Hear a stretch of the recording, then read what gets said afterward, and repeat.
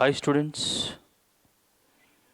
welcome to another video of very important short answer type questions. Part 2. Already part 1 మీరు చూసే ఉంటారు. This is part 2. Part 1లో ఒక 10 questions already ఉంటాయి. Part 2లో కూడా ఒక 10 questions డిస్కస్ చేద్దాం. మొత్తం 20 అవుతాయి. ఈ 20 questions మీరు నేర్చుకోగలిగితే డెఫినెట్గా 90% of the short answer type questions you can attempt in the exam. Very important. So we'll go for the first question. State Le-Chatelier principle for the industrial synthesis of ammonia. State Le-Chatelier principle for the industrial synthesis of ammonia. So Le-Chatelier principle అంటే ఏంటి? First దాన్ని జనరల్గా మనం అర్థం చేసుకుంటే, for example మీ కాలేజీలో కానీ లేదంటే ఎక్కడైనా మీరు చదువుకున్న చోట మీ ఇన్స్టిట్యూట్లో కానీ ఎప్పుడు ఊరికే చదవండి ప్రెజర్ చేస్తున్నారు అనుకోండి. చదవాలి కోర్స్, బట్ దాని కూడా లిమిట్ ఉంటుంది కదా. అది కాకుండా మీరు ప్రెజర్గా ఫీల్ అయ్యేంత ఉందనుకోండి, అప్పుడు ఏం చేస్తారు? ఇంటికి వెళ్దాం అనిపిస్తుంది.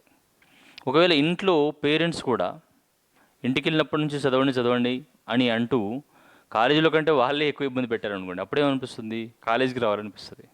అంటే ప్రెషర్ ఎక్కడ ఎక్కువ ఉంటే ఆ ప్రెషర్ నుంచి రిలీఫ్ అవడానికి ట్రై చేస్తాం మనం. అలాగే ఈక్విలిబ్రియం కూడా లెఫ్ట్ సైడ్ రైట్ సైడ్ ఉంటుంది కదా. లెఫ్ట్ నుంచి రైట్ ఉంటే ఫార్వర్డ్ రియాక్షన్ అంటాం, రైట్ నుంచి లెఫ్ట్ ఉంటే బ్యాక్వర్డ్ రియాక్షన్ అంటాం. సో ఎటువైపు అయితే లెఫ్ట్ వైపు ఎక్కువ ప్రెషర్ ఉందనుకోండి, ఈక్విలిబ్రియం రైట్కి వెళ్ళడానికి ట్రై చేస్తుంది. రైట్ సైడ్ ఎక్కువ ప్రెషర్ ఉందనుకోండి, లెఫ్ట్కి వెళ్ళడానికి ట్రై చేస్తుంది. దీన్నే మనం Le-Chatelier ప్రిన్సిపల్ అంటాం. సో ఇప్పుడు అసలు డెఫినేషన్లోకి వెళ్తే, Le-Chatelier's principle: if a chemical reaction at equilibrium is subjected to a change in temperature or pressure or concentration, ఏదో ఒకటి టెంపరేచర్ని కానీ ప్రెషర్ని కానీ కాన్సన్ట్రేషన్ని కానీ మనం మారిస్తే equilibrium position shifts in the direction in which the change is reduced కదా. ఎక్కడైతే మనం ఇంక్రీజ్ టెంపరేచర్ పెంచామనుకోండి, టెంపరేచర్ తగ్గే వైపు వెళ్తుంది, రెడ్యూస్డ్ అన్నాం. ప్రెషర్ పెంచామనుకోండి, ప్రెషర్ తగ్గిన వైపు వెళ్తుంది. అలాగే కాన్సన్ట్రేషన్ పెంచామనుకోండి, కాన్సన్ట్రేషన్ ఎక్కడ తక్కువ ఉంటే అటువైపు వెళ్తుంది. దీన్ని Le-Chatelier ప్రిన్సిపల్ అంటాం. If a chemical reaction at equilibrium is subjected to a change in temperature, pressure, concentration, the equilibrium position shifts in the direction which the change is reduced. This is called Le-Chatelier's principle. Okay, మళ్ళీ మీకు same question వస్తుంది. ఇక్కడ ammonia ఇచ్చారు కదా, NH3, అక్కడ SO3 ఇస్తారు. రెండింటికి same రాస్తారు. ఇది డెఫినేషన్ మాత్రం సేమ్, మారదు కదా, అలాగే ఉంటుంది. ఇప్పుడు మనం ఇండస్ట్రియల్ సింథసిస్ ఆఫ్ అమ్మోనియా చూస్తే హేబర్స్ ప్రాసెస్ చాలా ఇంపార్టెంట్. హేబర్ ప్రాసెస్లో ఇక్కడ 1 మోల్ నైట్రోజన్ తీసుకున్నాం, 3 మోల్స్ హైడ్రోజన్ తీసుకున్నాం కదా. 1+3 అంటే లెఫ్ట్ సైడ్లో 4 మోల్స్ ఉన్నాయి, గుర్తుపెట్టుకోండి. ఇక్కడ ఎన్ని మోల్స్ ఉన్నాయి? 2 మోల్స్ ఉన్నాయి. ఓకే, ΔH ఏముంది? -92.2 కిలోజౌల్స్, అంటే నెగిటివ్ ఉంది. ΔH నెగిటివ్ ఉంటే ఆ రియాక్షన్ ఏమంటామని మీకు అందరికీ తెలుసు. దాన్ని ఏమంటాం? Exothermic reaction. సో నెక్స్ట్ చూస్తే ఇప్పుడు ఎఫెక్ట్ ఆఫ్ టెంపరేచర్ చూసుకుంటే, since the reaction is exothermic, ఎప్పుడైనా సరే ఎగ్జోథర్మిక్ రియాక్షన్ ఉంటే low temperature is favourable. Energy release అవ్వడం, హీట్ ఎనర్జీ రిలీజ్ అవుతుంది, ఆల్రెడీ రియాక్షన్ నుంచి రిలీజ్ అవుతుంది, కాబట్టి తక్కువ టెంపరేచర్ ఇస్తే సరిపోతుంది. So low temperature is favourable condition according to Le-Chatelier principle to get more yield of product. So ఇక్కడ లో టెంపరేచర్ ఇస్తే ప్రాబ్లం ఏమవుతుందంటే రియాక్షన్ మరీ స్లో అయిపోతుంది. తక్కువ టెంపరేచర్ ఇస్తే. ఎక్కువ టెంపరేచర్ ఇస్తే అసలు రియాక్షనే అవ్వదు. అకార్డింగ్ టు Le-Chatelier ప్రిన్సిపల్ తక్కువ టెంపరేచర్ ఇవ్వాలి. సో ఎక్కువ కాకుండా తక్కువ కాకుండా మధ్యస్థంగా మీడియంగా, దాన్ని మనం ఆప్టిమమ్ కండిషన్ అని అంటాం. మరీ ఎక్కువ ఉండొద్దు, అలాగే మరీ తక్కువ ఉండొద్దు. ఆప్టిమమ్ కండిషన్ ఉంటే సేఫ్. కాబట్టి మరీ లో టెంపరేచర్ కాకుండా మరీ హై టెంపరేచర్ కాకుండా 725 to 775 కెల్విన్ ఈజ్ యూజ్డ్. దాన్నే మనం ఆప్టిమమ్ టెంపరేచర్ అని అంటాం. Effect of pressure: if the forward reaction there is a decrease in volume. ఇంతకుముందు మనం డిస్కస్ చేసాం. ఇక్కడ ఎన్ని మోల్స్ ఉన్నాయి చూడండి, 4 మోల్స్ ఉన్నాయి. ఇక్కడ ఎన్ని ఉన్నాయి? 2 మోల్స్ ఉన్నాయి. అంటే వాల్యూమ్ 4 నుంచి ఎంతకు వచ్చింది? 2 మోల్స్కి వచ్చింది, అంతే కదా. అదే ఇక్కడ రాశారు చూడండి. In the forward reaction there is decrease in volume from 4 moles to 2 moles. Hence, high pressure is favourable condition. కాబట్టి ఏం చేయాలి మనం, ఎక్కువ ప్రెషర్ని ఇస్తే తక్కువ ఉన్న వైపు వెళ్తుంది. కాబట్టి ఎక్కువ ప్రెషర్ని ఇస్తే మనకు NH3 ఈజీగా ఫామ్ అవుతుంది, right. So high pressure is favourable condition for the ammonia formation. But మరీ హై ప్రెషర్ ఇస్తే ప్రాబ్లమే, ఎక్కువ ప్రెషర్ ఇస్తే కూడా ప్రాబ్లమే, మరి తక్కువ ఇస్తే కుదరదు. ఎందుకంటే అకార్డింగ్ టు లీ చార్ట్ ప్రిన్సిపల్ ఎక్కువ ఇవ్వాలి. కాబట్టి ఇక్కడ కూడా ఆప్టిమమ్ తీసుకుంటాం. ఎక్కువ ప్రెషర్ ఇస్తే ఏమవుతుందంటే that container is undergoes corrosion. The container undergoes corrosion. For example ఒక ట్యాప్ వాటర్ ఉంటుంది, మనం ఆన్ చేసామనుకోండి, అది ఫాస్ట్గా పైనుంచి ఇట్లా ఫ్లో అవుతుంది అనుకోండి, అది ఎక్కడైతే పడుతుందో అక్కడ చిన్న హోల్ లాంటిది ఫామ్ అవుతుంది. ఎందుకంటే ప్రెషర్ ఎక్కువ అవుతుంది కాబట్టి, పై నుంచి వస్తుంది కాబట్టి ప్రెషర్ ఎక్కువ అవుతుంది. అలాగే ఇక్కడ కూడా ప్రెషర్ ఎక్కువ ఇస్తే కంటైనర్కే problem.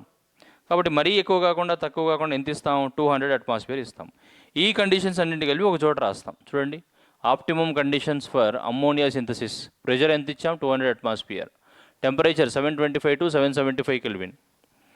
Catalyst iron, promoter molybdenum. So that's about the question, industrial synthesis of ammonia.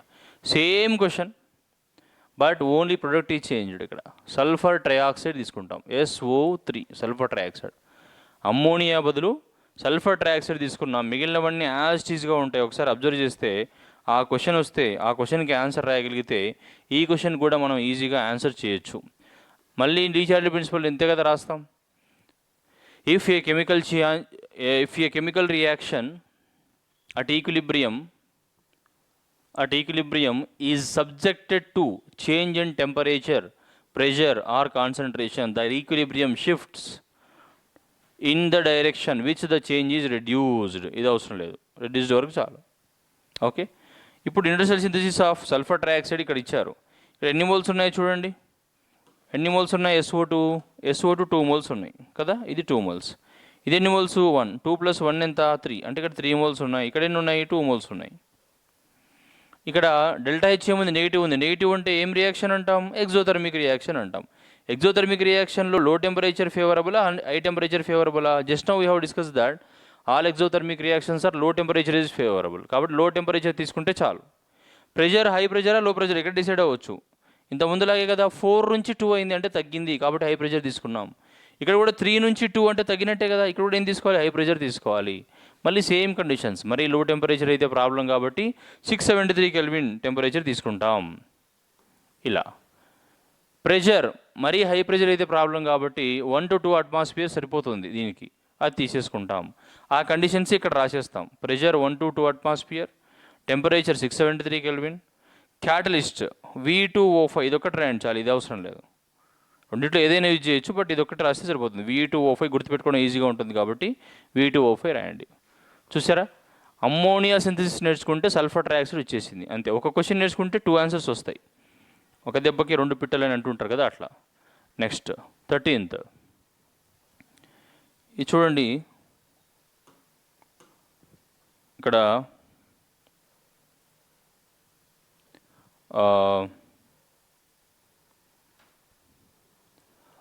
Name the isotopes. Name the isotopes. Isotopes name, ఏం ఐసోటోప్స్, హైడ్రోజన్ ఐసోటోప్స్కు నేమ్ రాయాలి, అది ఒకటి క్వశ్చన్. దాంతోపాటు what is the ratio of the masses of these isotopes. మనకున్నవి హైడ్రోజన్కి 3 isotopes. ఒకటి protium. Protium అంటే ఏం రాస్తాం, అటామిక్ నెంబర్ 1, మాస్ నెంబర్ 1. ఇక్కడ ఉంది, అదే ఇక్కడ రాశాను అంతే. Okay. Deuterium, atomic number same, mass number difference 2 అవుతుంది. Tritium, atomic number same, mass number మళ్ళీ 3. ఇది protium, deuterium, tritium. Protium small p, deuterium D, tritium T. ఇది కూడా క్యాపిటల్ తీసుకోవచ్చు, PDT. Protium, deuterium, tritium. చూసారా, name the isotopes of hydrogen రాసేసాం కదా, దానికి 2 మార్క్స్ వచ్చేస్తాయి. మిగిలిన 2 మార్క్స్ చూడండి, చాలా సింపుల్ క్వశ్చన్, ఈజీ గుర్తుపెట్టుకోవడం. Relative ratio masses of isotopes, the masses atom, the masses atomic masses of isotopes are. Relative ratio of the masses of isotopes, the masses atomic masses of isotopes are. It is wrong. Relative ratio of the masses of isotopes అంటే ఇవి తీసుకుంటాం మనం. ఇక్కడ ఎంత చూడండి, tritium 3.016 ఉంది, 3.016, deuterium 2.014, ఇది 1. అంటే ఇది 1 అనుకోవచ్చు, ఇది 2 అనుకోవచ్చు, 3 అనుకోవచ్చు సింపుల్గా, అంతే కదా, ఎందుకంటే ఇవి వెరీ నెగ్లిజబుల్ డెసిమల్స్ అవి. సో ప్రోటియం ఎంత ఉంది అంటే 1, డ్యూటీరియం ఎంత ఉంది 2, ట్రిటియం ఎంత ఉంది 3, 1:2:3 రాస్తే సరిపోతుంది. Relative ratio of the masses of isotopes అని పెట్టి ఇది రాస్తే మళ్ళీ 2 మార్క్స్ ఇస్తారు. 2 + 2 4 అయిపోతాయి. Very simple question. Next question, right a few lines on the utility of hydrogen as a fuel. హైడ్రోజన్ని ఫ్యూయల్గా ఎక్కడెక్కడ మనం యూజ్ చేస్తాం, దేనికోసం యూజ్ చేస్తాం అనేది క్వశ్చన్. చూడండి, ఇది just memorized question, based on memory based question. Hydrogen fuel is used for generating electrical energy. So electrical ఎనర్జీని జనరేట్ చేయడానికి హైడ్రోజన్ ఫ్యూయల్ని యూజ్ చేస్తాం. The combustion of hydrogen produces large amount of heat. ఎప్పుడైనా సరే హైడ్రోజన్ని మనం combustion చేస్తే, అంటే just burn చేస్తే, ఎక్కడ బర్న్ చేయాలి, in the presence of oxygen burn చేస్తే చాలా అమౌంట్ ఆఫ్ హీట్ బయటకు వస్తుంది. Energy when compared with other fuels like petrol and LPG. Petrol LPG కంటే ఎక్కువ హీట్ని ఇచ్చేస్తుంది ఇది, right. The combustion of hydrogen produces large amount of heat when compare with the other fuels like petrol and LPG. Hydrogen is the major component in fuel gases like water gas, producer gas. మనం already discuss చేసాం, ఇది water gas వచ్చింది కదా మనకి, CO + H2. Carbon monoxide gas hydrogen గ్యాస్ని కలిపితే దాన్ని మనం ఏమంటాం, వాటర్ గ్యాస్ అంటాం. ఒకవేళ కార్బన్ మోనాక్సైడ్ అలాగే రాసి హైడ్రోజన్ ప్లేస్లో నైట్రోజన్ గ్యాస్ తీసుకుంటే దాన్ని మనం ప్రొడ్యూసర్ గ్యాస్ అంటాం. Okay, so hydrogen is the major component water గ్యాస్లో, అలాగే ప్రొడ్యూసర్ గ్యాస్లో hydrogen is the major component అని చెప్పడమే ఈ పాయింట్ యొక్క main intention. For welding and cutting the metals. So weld చేయడానికైనా కట్ చేయడానికైనా atomic and oxy hydrogen torches are used. Atomic and oxy hydrogen torches. Atomic hydrogen torch మాత్రం ఎక్కువ టెంపరేచర్ని ఇస్తుంది, అది 4000 డిగ్రీ సెల్సియస్ ఇస్తుంది, వెల్డింగ్ చేయడానికి యూజ్ చేస్తాం. ఆక్సీ హైడ్రోజన్ కూడా ఆల్మోస్ట్ 2400 డిగ్రీ సెల్సియస్ టెంపరేచర్ని ఇస్తుంది. ఈ రెండింటిని మనం మెటల్స్ని వెల్డింగ్ చేయడానికి మనం వెల్డింగ్ షాప్లో ఎక్కడైనా చూస్తే అబ్జర్వ్ చేయొచ్చు మనం. అక్కడ ఏమవుతుందంటే హైడ్రోజన్ కదా, హైడ్రోజన్కి ఒక బాండు, ఇలా హైడ్రోజన్ బాండ్ ఉంటుంది. ఫస్ట్ మనం బర్న్ చేయగానే ఈ బాండ్ బ్రేక్ అవుతుంది. ఓకే, మళ్ళీ ఈ బాండ్ మనం ఎప్పుడైతే వెల్డింగ్ చేయడానికి ట్రై చేస్తామో అప్పుడు ఈ బ్రేక్ అయిన బాండ్ అటాచ్ అవ్వడానికి ట్రై చేస్తుంది. అలా అటాచ్ అయినప్పుడు this amount of energy will come, 4000 degree Celsius, more amount of heat energy will come. That is why that iron also can melt, right. అలా మెల్ట్ అయిపోయి దాన్ని ఈజీగా మనం అటాచ్ చేయడానికి యూజ్ అవుతుంది. అంటే ఇక్కడ మనం గుర్తుపెట్టుకోవాల్సింది 4 ఏంటంటే, ఒకటి, హైడ్రోజన్ని ఎలక్ట్రికల్ ఎనర్జీ జనరేట్ చేయడానికి యూజ్ చేస్తాం. Hydrogen is use to generate electrical energy, first point. Next ఇంకోటి ఏముంది, hydrogen produces large amount of heat energy compared with LPG and petrol. సింపుల్గా అలా రాయొచ్చు, ఇప్పుడు నేను చెప్పినట్టు రాయొచ్చు. థర్డ్ పాయింట్ ఏముంది, hydrogen is major component in producer gas as well as water gas, అది third point. And finally fourth one is hydrogen is used for cutting are welding of the metals అని రాసి సరిపోతుంది, marks ఇస్తారు. ఇదంతా atomic and oxy hydrogen torch అని రాయలేకపోయినా no problem, రాస్తే super. Okay, next, explain borax bead test with a suitable example.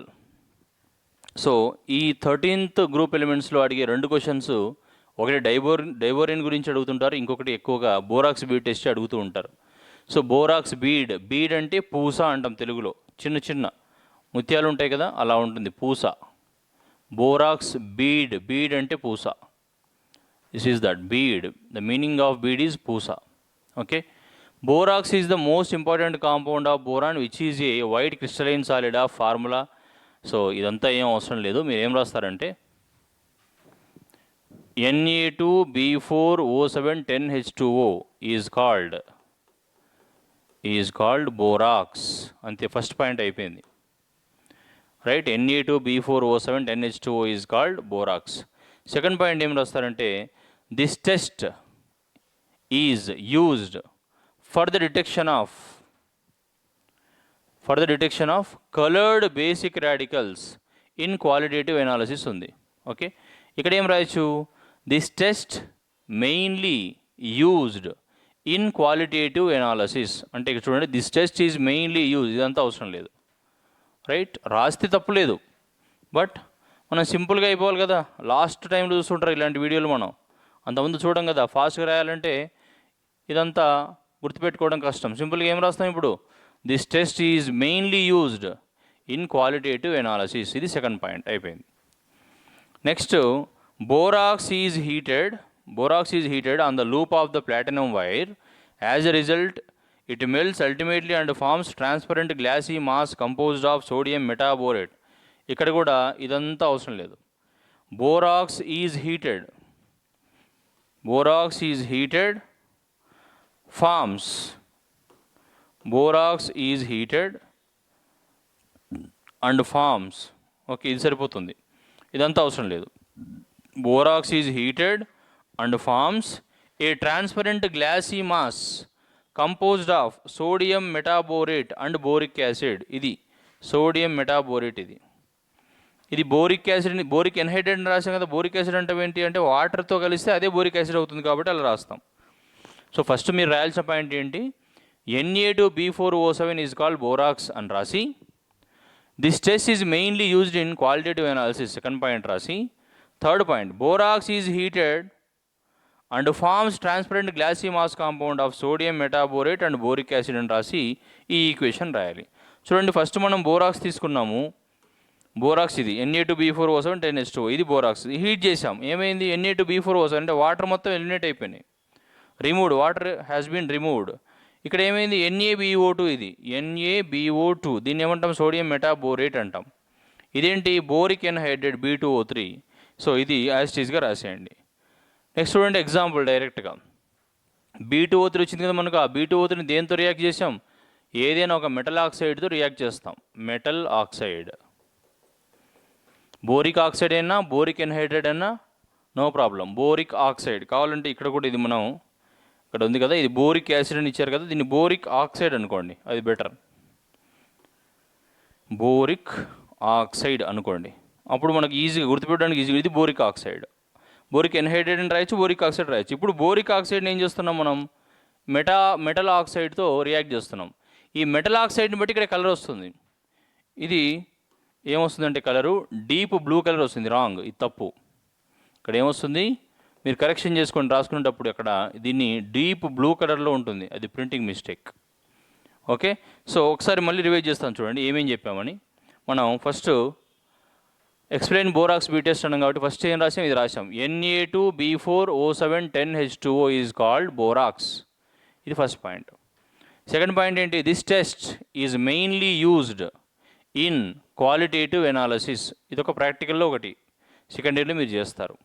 Third point, borax is heated and forms transparent glassy mass composed of sodium metaborate and boric oxide. ఇది రాస్తాం. Next ఈ point, ఈ equation రాస్తాం. అది compulsory రాయాలి, ఇది రాకపోతే మీరు ఎంత రాసినా మార్కులు రావు. ఫైనల్లీ ఇది రాస్తాం, అయిపోయింది, simple. Okay, next explain the structure of diborane. ఇక్కడ స్ట్రక్చర్ ఇచ్చారు చూడండి. డైబోరేన్ అంటే మనకు ఫార్ములా తెలుసు, B2H6, boron boron, hydrogen hydrogen hydrogen hydrogen hydrogen. Okay, so diborane is an electron deficient compound having 12 valence electrons for the formation of covalent compounds instead of 14. Diborane is an electron deficient compound. చాలు, ఇదంతా వద్దు, no need. Okay, ఇదంతా అవసరం లేదు. Diborane is an electron deficient compound, సరిపోతుంది. Next, diborane consist of 2 borons, 4 terminal hydrogen atoms which lies in the same place and 2 bridging hydrogens which exist above and below. ఈ మొత్తాన్ని మనం ఏం చెప్పవచ్చు అంటే, ఇక్కడ చూడండి, ఇక్కడ బోరాన్ ఉంది కదా, ఇక్కడ ఒక బోరాన్ ఉంది, ఇక్కడ ఒక బోరాన్ ఉంది, ఇటు హైడ్రోజన్ హైడ్రోజన్, మళ్ళీ ఇటు హైడ్రోజన్. ఆ స్ట్రక్చర్ చూడండి. మళ్ళీ ప్లేన్కి పైన ఒక హైడ్రోజన్, కింద ఒక hydrogen. This is what he wants to tell from this point. So మనం ఏమంటాం, డైబోరేన్ కన్సిస్ట్ ఆఫ్ 2 బోరాన్స్. కరెక్టే కదా, డైబోరేన్లో 2 బోరాన్లు ఉన్నాయి. Okay, 4 terminal hydrogen atoms, terminal అంటే ఇవి, చివరిలో ఉన్నాయి కదా హెచ్టీ అని రాస్తాం ఇక్కడ, HT for terminal, which lies in same place. ఇదేమొద్దు, అవసరం లేదు, ఇది వద్దు. ఓకే, సో ఇక్కడ అది అవసరం లేదు. అంటే మనం రాయాల్సింది ఏదో బాక్స్ చేస్తున్నాం చూడండి ఒకసారి. Diborane consist of 2 borons, 4 terminal hydrogen atoms and 2 bridging hydrogens. అంతే, సరిపోతుంది. ఇదంతా అవసరం లేదు ఇంకా, no need at all. Okay, so first point ఏం రాసాం, diborane is an electron deficient compound, అయిపోయింది. Diborane consist of 2 borons, 4 terminal hydrogen atoms and 2 bridging hydrogens. అంతే, అయిపోయింది. In diborane each boron atom undergoes sp3 hybridisation, ఇది రాయాలి, and forms 4 equivalent sp3 hybrid orbitals. Okay, so ఇక్కడ boron ఎన్ని bonds ఉన్నాయి చూడండి, 1 2 3 4, sp3 hybridisation. ఇక్కడ కూడా sp3, అంటే each boron undergoes sp3 hybridisation అన్నాడు. కరెక్ట్ కదా, ఇది మొత్తం పాయింట్ రాయాల్సింది. In diborane each boron atom undergoes sp3 hybridisation and forms 4 equivalent sp3 hybrid orbitals. Okay, next చూద్దాం.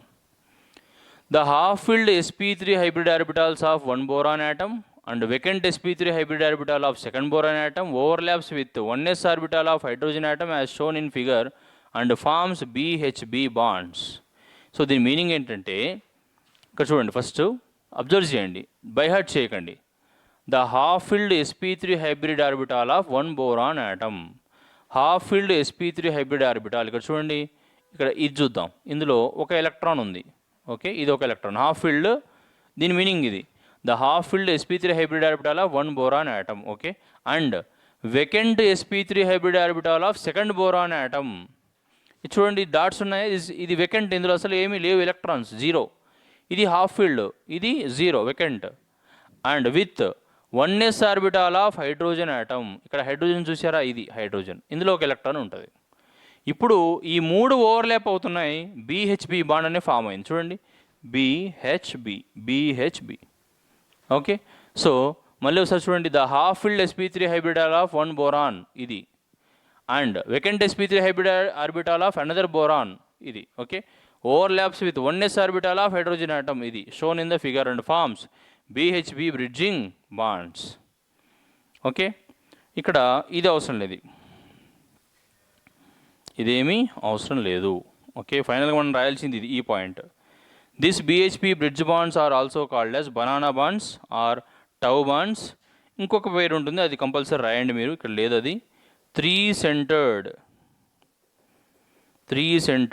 2 electron బాండ్ అని అంటాం. ఓకే, ఈ 3 రాయాలి పేర్లు. సో ఒకసారి చూడండి, రివైజ్ చేద్దాం మళ్ళీ. Explain the structure of diborane, ఇదేం రాయకండి, ఈ ఫిగరు అవసరం లేదు. నెక్స్ట్ పేజ్లో ఉంది కదా, అది రాద్దాం. Diborane is an electron deficient compound, first point అయిపోయింది.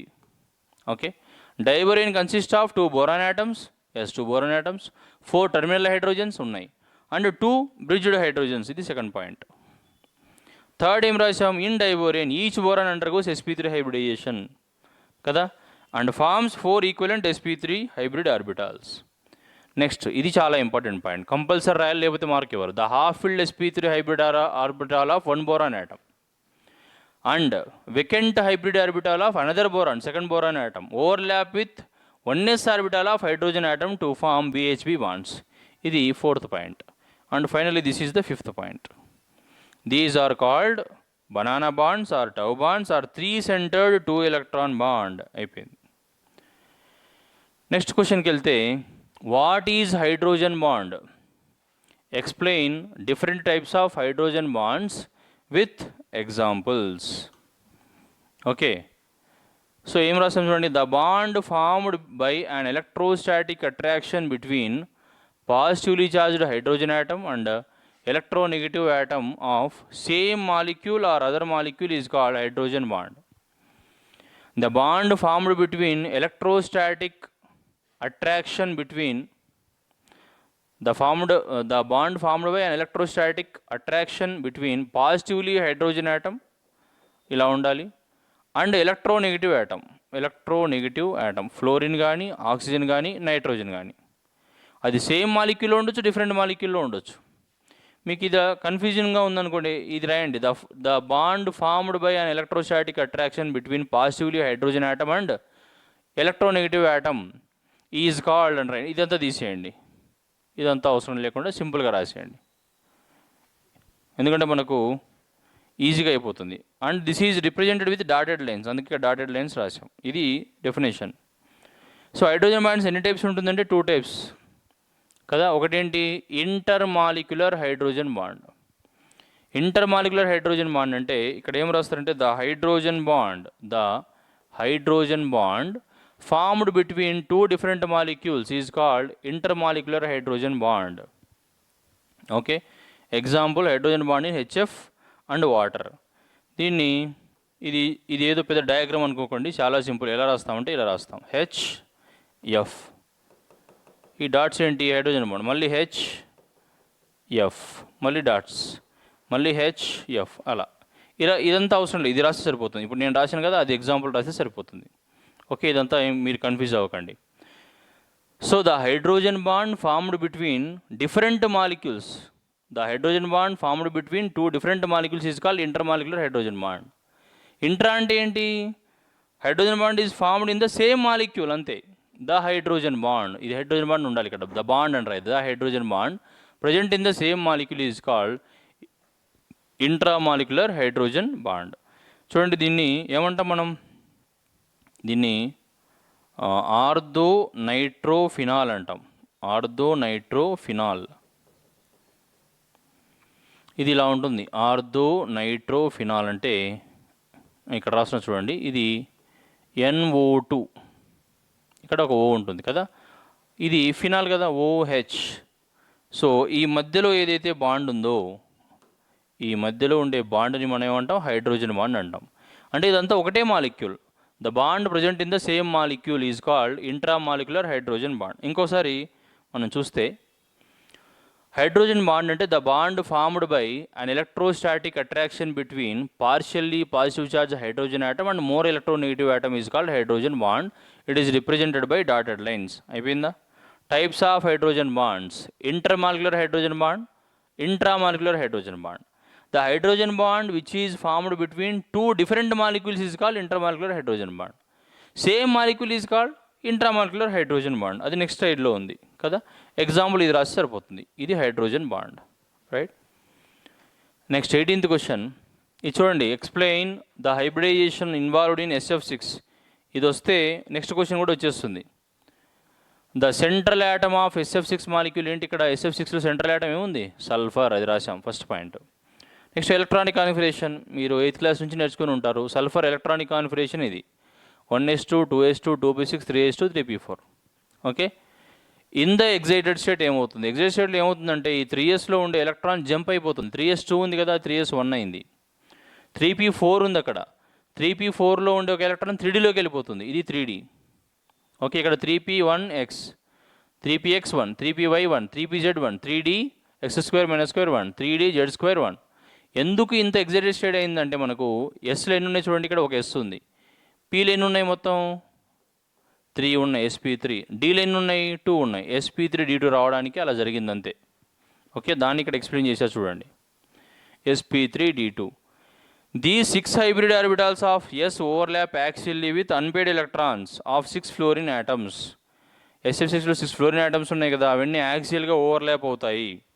The shape of the molecule is what? Octahedral. Bond angle ఎంత? 90 degrees. ఓకే, స్ట్రక్చర్ రాస్తాం సరిపోతుంది అంతే. Okay, next PCl5. చూడండి, ఇక్కడ స్ట్రక్చరు మీకు ఇది రాయడం ఇబ్బంది అయితే సింపుల్గా ఇలా రాయండి. నేను ఇక్కడ డ్రా చేస్తున్నాను చూడండి, SF ఇలా రాస్తే సరిపోతుంది, SF6. ఓకే, అలా రాస్తే సరిపోతుంది, SF6. సో ఫస్ట్ ఏం చేయాలి? సెంట్రల్ ఆటమ్ రాయాలి, సల్ఫర్. చూడండి, నెక్స్ట్ క్వశ్చన్లో అడుగుతాను నేను. ఎలక్ట్రానిక్ కాన్ఫిగరేషన్ ఆఫ్ సల్ఫర్ రాయాలి, ఏది? గ్రౌండ్ స్టేట్లో రాయాలి. నెక్స్ట్ ఎగ్జైటెడ్ స్టేట్లో ఏమవుతుంది? ఎస్ కావాలి మనకు, మొత్తం 6 కావాలి అన్పేడ్ ఎలక్ట్రాన్స్. కాబట్టి ఎగ్జైటెడ్ స్టేట్లో ఏమైంది? ఫస్ట్ ఎగ్జైటెడ్ స్టేట్ చేస్తే ఒక ఎలక్ట్రాన్ జంప్ అయింది డీలోకి, మళ్ళీ ఎగ్జైటెడ్ చేస్తే ఇంకో ఎలక్ట్రాన్ జంప్ అయింది. సో అప్పుడు 3s1, 3p3, 3d2 అంటే sp3d2, sp3d2. చూడండి ఇక్కడ sp3d2. ఓకే, తర్వాత ఏం చేస్తాం, the 6 hybrid orbitals of sulphur. Hybrid orbital మొత్తం 6 ఉన్నాయి కదా, sp3d2 అంటే 6 వస్తాయి. ఆ 6 ఫ్లోరిన్ యాటమ్స్తో p ఆర్బిటాల్స్తో అవి లింక్ అయి ఉన్నాయి, అవి ఓవర్లాప్ అయి ఉన్నాయి. అప్పుడు షేప్ ఏమొచ్చింది, ఆక్టాహెడ్రల్. బాండ్ యాంగిల్ ఎంత వచ్చింది, 90 degrees. సేమ్ PCl5కి అప్లై చేయండి, సేమ్ పాయింట్స్. ఫస్ట్ ఏం రాస్తాం, సెంట్రల్ యాటమ్ రాస్తాం. సెంట్రల్ యాటమ్ ఏంటి, ఫాస్ఫరస్. నెక్స్ట్ ఎలక్ట్రానిక్ కాన్ఫిగరేషనే కదా, 1s2 2s2 2p6 3s2 3p3 3d0. అక్కడ 3p4 ఉంది, ఇక్కడ 3p3 ఉంది. ఎగ్జైటెడ్ స్టేట్కి వెళ్ళిపోయిన తర్వాత ఏమవుతుంది, ఇక్కడ 3s2 ఉన్నది 3s1 అయింది, 3p3 అలాగే ఉంది. ఈ ఎలక్ట్రాన్ 3sలో ఉండే ఎలక్ట్రాన్ ఎక్కడ దాకా వచ్చింది, 3d దాకా వచ్చింది, కాబట్టి 3d1 వచ్చింది. అంటే ఒక s 3p's అండ్ 1d మొత్తం ఏమైంది, sp3d. sp3d అంటే 5 హైబ్రిడ్ ఆర్బిటాల్స్ ఉంటాయి. సో ఈ 5 హైబ్రిడ్ ఆర్బిటాల్స్ ఫాస్ఫరస్కు ఏవైతే ఉన్నాయో ఇవి దేంతో ఓవర్లాప్ అవుతాయి, క్లోరిన్ యాటమ్స్తో ఓవర్లాప్ అవుతాయి. ఎన్ని క్లోరిన్ యాటమ్స్ ఉన్నాయి, 5 chlorine atoms and forms PCl sigma bonds. ఇప్పుడు షేప్ ఏమవుతుంది, అక్కడ ఆక్టాహెడ్రల్ రాసాం, ఇక్కడ ట్రైగోనల్ బైపిరమిడల్ రాస్తాం. బాండ్ యాంగిల్ అక్కడ ఓన్లీ 90 ఉంది, ఇక్కడ 120 ఉంటుంది, 90 ఉంటుంది. ఇది స్ట్రక్చర్. ఓకే, PCl Cl, ఇక్కడ ఒక Cl, ఇది ఒక పిరమిడల్ Cl, ఇంకొక పిరమిడల్ Cl, అంతే. ఇది ట్రైగోనల్ బైపిరమిడల్ అని అంటాం. The last question, state Fazan's rule and give suitable examples. Fazan's rule రేవో రాసి వాటికి కరెక్ట్గా ఎగ్జాంపుల్స్ ఇవ్వాలి. ఇది చాలా సింపుల్ అండ్ చాలా ఇంపార్టెంట్. బిఫోర్ లాస్ట్ ఇయర్ కూడా అడిగారు ఇది. The covalent character increases with, first ఏమో చూడండి, first point, the covalent character increases with increase in the size of the anion. Size of the anion increase అయితే, అంటే దీన్ని సింపుల్గా ఎలా రాయొచ్చు, ఒకవేళ సైజ్ ఆఫ్ యానయాన్, మీరు అంతా రాయలేకపోతే ఏదైనా రాయండి, directly proportional to covalent bond. అంటే యానయాన్ సైజ్ ఇంక్రీజ్ అయితే కోవలెంట్ నేచర్ ఇంక్రీజ్ అవుతుందని చెప్పడమే ఈ point. Size of యానయాన్ is directly proportional to covalent bond. కాబట్టి ఇక్కడ KF చూడండి, KF ఇది KI, రెండిట్లో క్యాటయాన్ సేమ్, పొటాషియం, కానీ యానయాన్ ఏది, ఫ్లోరిన్ ఒక దాంట్లో ఉంది, అయోడిన్ ఒక దాంట్లో ఉంది. ఫ్లోరిన్ నుంచి అయోడిన్కి సైజ్ ఏమవుతుంది, ఇంక్రీజ్ అవుతుంది. అంటే సైజ్ ఈ రెండిట్లో దేనికి ఎక్కువ ఉంది, KF KIలో ఐకి ఎక్కువ ఉంది. కాబట్టి this is more covalent, KI is more covalent than KF. ఈ పాయింట్ నుంచి అది రాస్తాం. The covalent character increases with decrease in the size of cation, దీనికి ఆపోజిట్లో రాస్తాం, సైజ్ ఆఫ్ క్యాటయాన్ డిక్రీజ్ అయితే కోవలెంట్ నేచర్ ఇంక్రీజ్ అవుతుందంటే అది ఏం రిలేషను, అది ఇన్వర్స్లీ ప్రపోర్షనల్ రిలేషన్.